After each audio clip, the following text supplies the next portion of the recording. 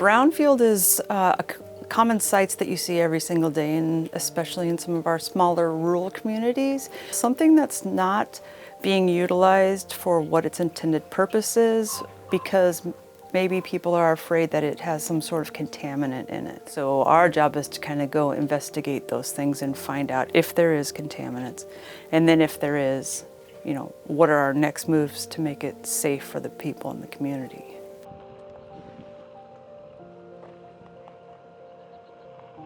Golovin Bay provided a lot of salmon for commercial fishermen to be making their earnings, for their long winter.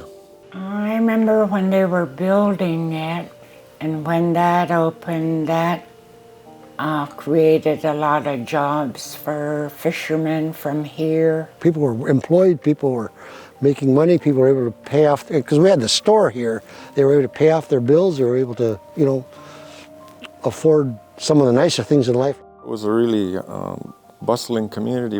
There was people from other villages that came, for summer employment. A lot of them from White Mountain Council, some from Nome. It really was a huge economic impact for having that resource available to us. I think it closed because it was, there's a few things. I think it was mismanaged.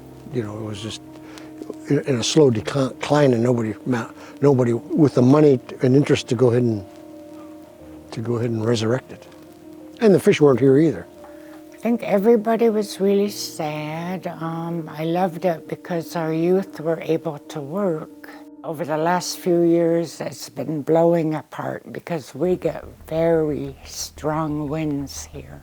The whole thing started to deteriorate because obviously the ground was eroding away, it was starting to lean over, things were getting rusty. It used to be high up on the beach, for one thing, but over the years, we've had more frequent floods and a lot of erosion. The storms are getting bigger and stronger, and the current started eroding more and more of that sand pile away that they had put the foundation on. It's a real concern that the debris that might, potentially cause a boating incident, and we don't want to see that happen with this remainder of this fish plant.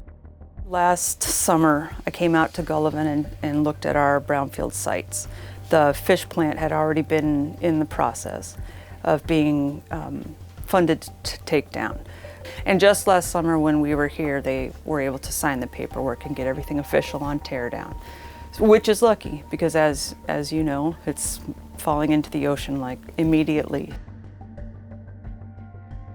I'm really happy to see that it's going to be cleaned up. We've cleaned out everything we can right now, and we're gonna just collapse it and pull it down, and then we'll take it apart the rest of the way.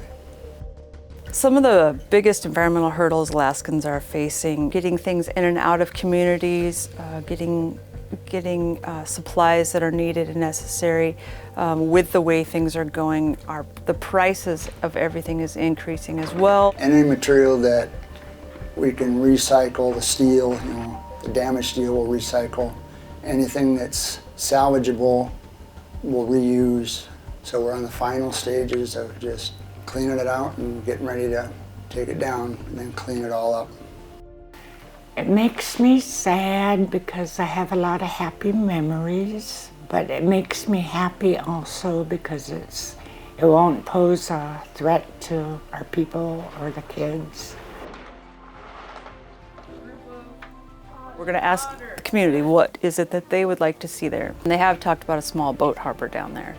And Carol has really wanted something that could bring, help the economy here. And so that would be something they could utilize for that purpose. It's not going to stop being eroded.